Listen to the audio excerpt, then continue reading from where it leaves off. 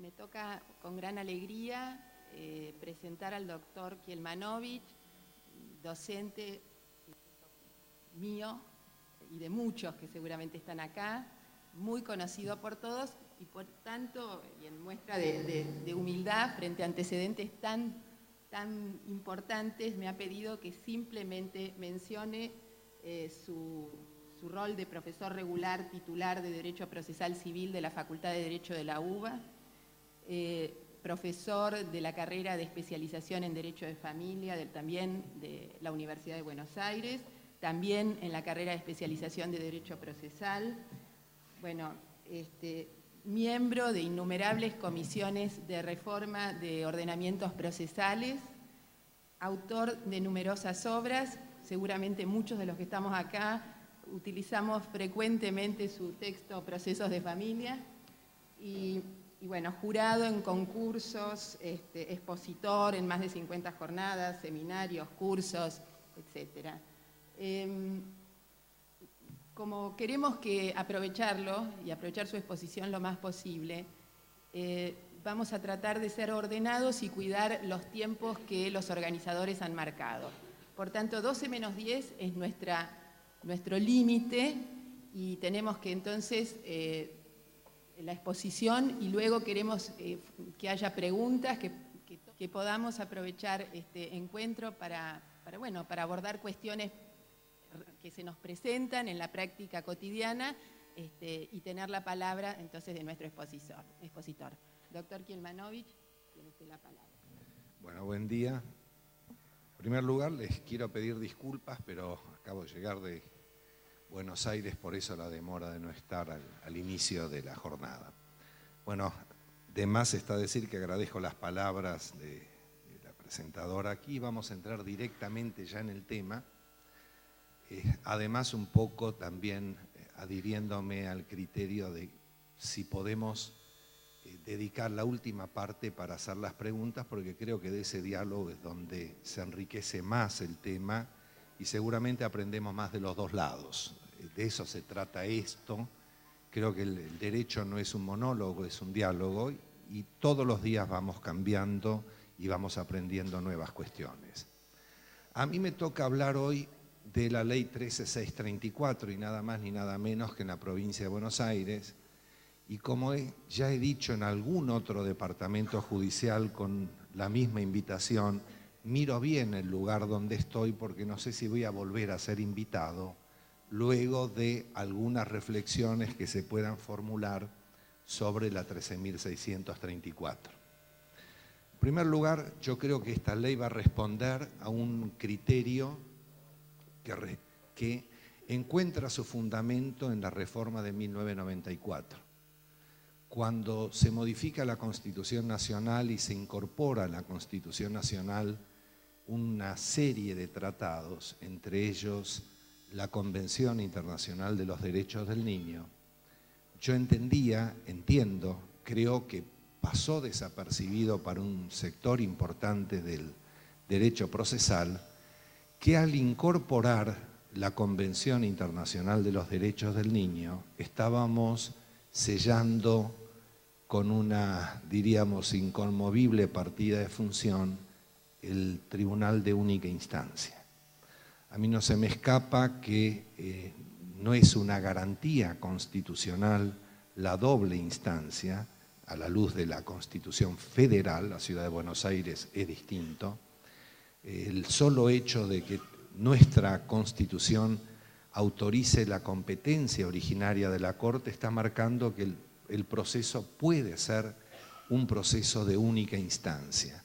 pero no así cuando resulte aplicable, entendíamos algunos, la Convención Internacional de los Derechos del Niño. Tampoco se me escapa que el Pacto de San José de Costa Rica prevé una doble instancia, pero en materia penal, aun cuando esto dio lugar a una serie, yo diría, de artículos y de reflexiones en los congresos, incluso de decisiones jurisprudenciales, hasta de la propia Corte, donde la doble instancia penal aparecía en un inicio asegurada a partir de los recursos extraordinarios, con lo cual uno podría decir rápidamente que que la 11453, el Tribunal Colegiado de Única Instancia de la provincia de Buenos Aires, con ese criterio también habría sido constitucional. Pero la Corte va evolucionando, porque el recurso extraordinario no es una doble instancia. Desde el momento que procede solo respecto de cuestiones específicas y determinadas, y además no permite, y esta probablemente sea la clave de la cuestión, una ampliación del material fáctico y probatorio. El recurso extraordinario es un recurso que va a dar lugar a una verdadera un reexamen de la cuestión a partir de los mismos hechos, a partir de las mismas pruebas colectadas. Por eso es que la Corte, reaccionando contra el criterio inicial que el recurso federal cumplía la doble instancia en sede penal por el Pacto de San José de Costa Rica, la Corte va reaccionando y repara y se da cuenta que es un error para finalmente llegar al recurso de casación, donde la casación penal en realidad cumple el rol de una doble instancia porque tampoco es casación, no se va a limitar a casar la doctrina en función de la interpretación del derecho, sino también a revisar el pronunciamiento en función del error de hecho. En el ámbito civil y en el ámbito del proceso de familia, algunos entendíamos que aunque no era una exigencia explícita la doble instancia en un proceso que afectara al niño, hacía el interés superior del niño que él tuviera la oportunidad de que un pronunciamiento adverso a su interés pudiera ser revisado por un órgano superior a aquel que dictó la resolución. Por eso es que en la Defensoría de la Nación, en la capital federal, antes de dictado de la 26061, auspiciábamos que el proceso debiera ser de doble instancia en tanto y en cuanto afectara el derecho de un niño. Esto luego va a aparecer corroborado por la opinión consultiva 17/2002 del 28 de agosto del 2002, donde la Corte Interamericana, sin ningún tipo de ambajes aquí, ningún margen de equívocos, establece que la doble instancia es garantía del debido proceso legal del niño, no solo en el ámbito penal, sino que en el ámbito del proceso administrativo y del proceso civil. Aquí, además, esta opinión consultiva de la Corte Interamericana es una opinión que a mi criterio, a criterio de SAPSA y con el cual tuvimos también oportunidad de exponer en la primera jornada sobre la 26061, es vinculante para la República Argentina. Por eso es que damos la bienvenida a la 13.634 al eliminar el Tribunal de Única Instancia, que además creo que no ha dado el resultado que se esperaba, probablemente porque ningún sistema daría el resultado que se espere si el departamento judicial en el cual se aplica la ley tiene un número de 40.000, 40 y pico de mil causas, como Morón, San Isidro y otros departamentos judiciales del Gran Buenos Aires. Pero de cualquier modo, la economía del trámite no ha sido alcanzada por el tribunal colegiado, el margen de error es enorme. En algún proyecto de reforma donde intervinimos para el establecimiento de un procedimiento de familia en la ciudad de Buenos Aires, tuvimos la oportunidad de invitar a la mayoría de los jueces de los tribunales colegiados del Gran Buenos Aires y la opinión mayoritaria fue: establezcamos la segunda instancia. No funciona, Aida Kemmelmacher bien lo ha explicado, que no es más barato que tres juzgados unipersonales, y yo entiendo que además, más allá de que en este supuesto resulte exigible por el interés superior del niño, por su incorporación a la Constitución y por la Convención de Viena del derecho de los tratados que indica en su artículo 27 que ningún país signatario puede oponer su derecho nacional contra los términos de un tratado, si alguien me preguntara si en cualquier otra cuestión mantendría el mismo criterio. Ojalá la doble instancia fuera, en términos generales, una garantía constitucional, por más que también la Corte ha dicho que cuando está regulada, lo es. Por eso la 13634 va a crear el juez unipersonal, va a tomar el criterio de la sala especializada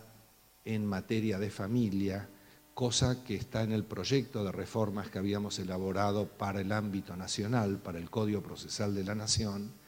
Esto es un enorme acierto porque en el ámbito nacional tenemos jueces de familia y alzada no especializada en familia. O sea, es un sistema, diría, incongruente, porque suponer que debemos tener jueces con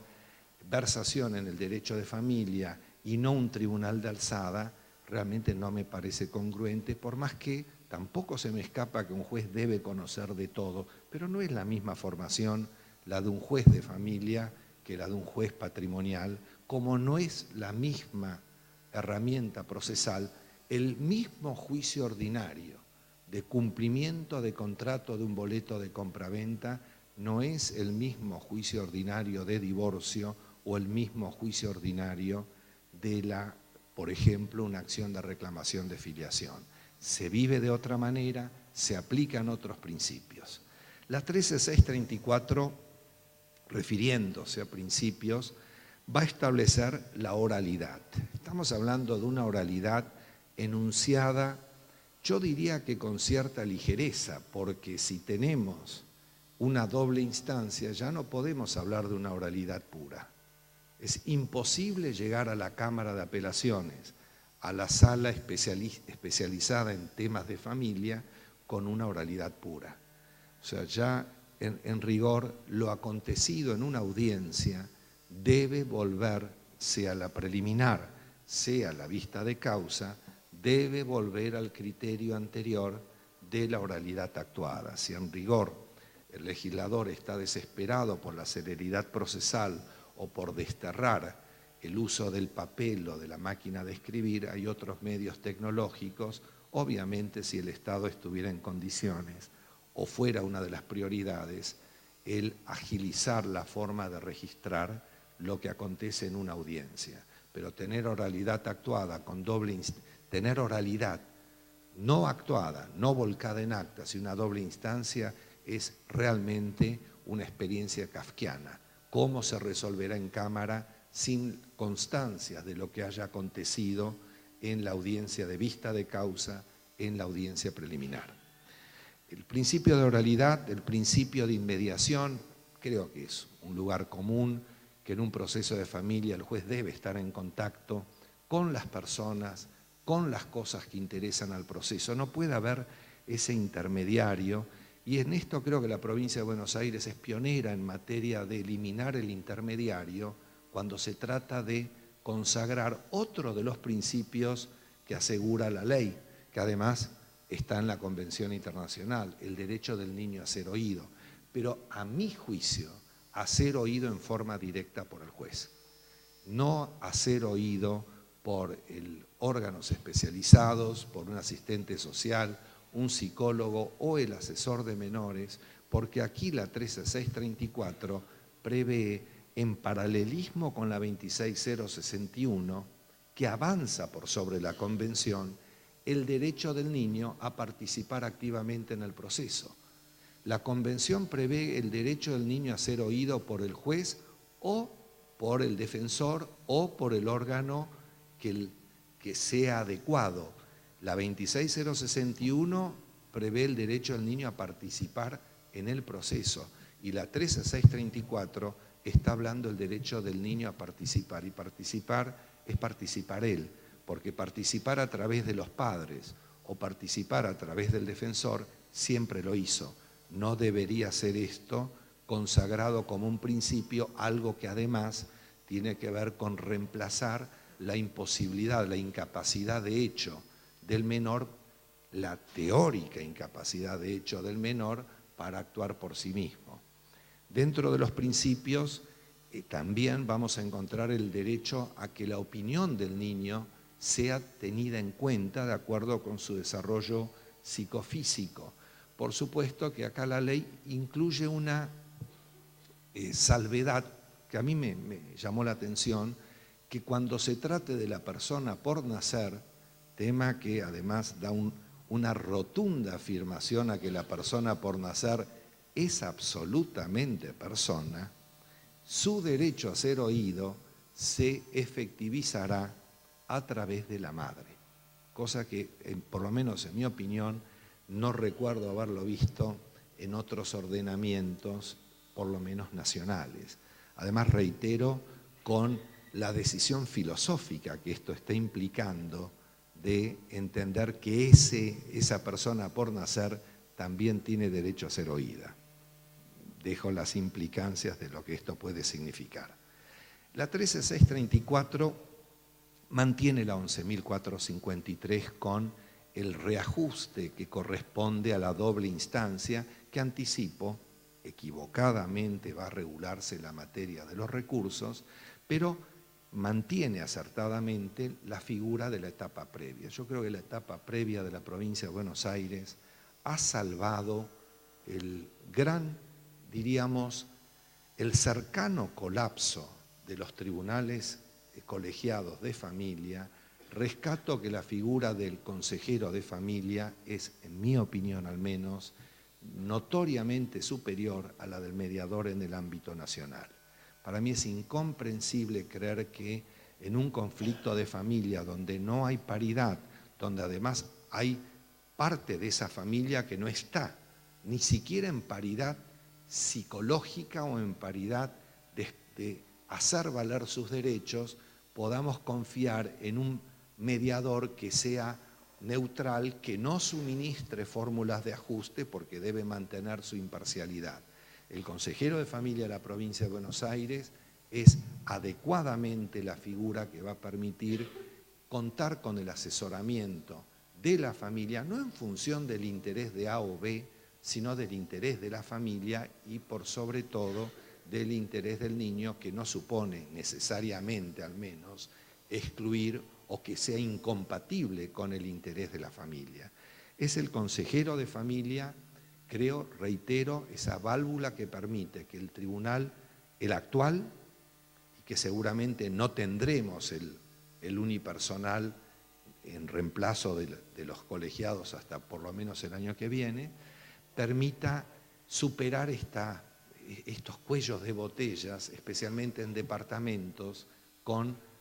1 y 2 de San Isidro, más de 40.000 causas en trámite. Yo no me imagino si cada una de ellas tuviera que tener una audiencia preliminar, una audiencia de vista de causa, volveríamos todos al viejo proceso escriturario que habría de ser más rápido que este proceso. La figura del consejero. Funciones del consejero. El consejero tiene la función de convocar, puede convocar a las partes y a terceros, tema interesante, como lo puede hacer en la actual 11.453, puede pedir el consejero informes a los equipos interdisciplinarios que forman parte del tribunal, como ustedes saben, puede pedir informes a la oficina pericial, puede pedirle al juez la adopción de las medidas que entienda apropiadas y, en especial, las medidas cautelares. O sea, el consejero de familia no tiene funciones jurisdiccionales, también por supuesto que para mí es un notorio acierto que esté dentro del ámbito del Poder Judicial y no como ocurre en el ámbito de la Nación con el mediador de familia, con el mediador en realidad que está fuera del proceso judicial y que además está dentro del ámbito de la jurisdicción administrativa, cosa que me parece también inconveniente. En cuanto a la etapa previa, el consejero, salvo que entienda que es inconveniente asumirla por la disparidad de posiciones, etcétera, etcétera, concluye por decisión de las partes. Y puede verse exenta esta etapa de acuerdo con la naturaleza jurídica de la cuestión que se está debatiendo en el proceso. Pensemos en una insania, no creo que pueda estar sujeta a una etapa previa, o pensemos en medidas cautelares que sí deben estar exentas de la etapa previa, por más que aquí lamentablemente creo que hay distintos códigos en distintos departamentos judiciales, donde en algunos el alimento provisorio va a la etapa previa, en otros el alimento provisorio, que es una medida cautelar, está exenta de la etapa previa. Pero, de cualquier modo, la ley en alguna forma creo que es clara, creo que tenemos un problema de interpretación. Se puede ver eximida en la etapa previa, se puede ver eximida la parte del patrocinio letrado en casos de urgencia. En realidad la ley se queda corta, porque la ley 5177 permite que se prescinda del patrocinio letrado en medidas cautelares y en medidas urgentes, no solamente en medidas urgentes como está indicando la 13.634, que es lo mismo que la 11.453 actual. En cuanto al agotada la etapa previa, no ha arribado un acuerdo, la nueva ley mantiene,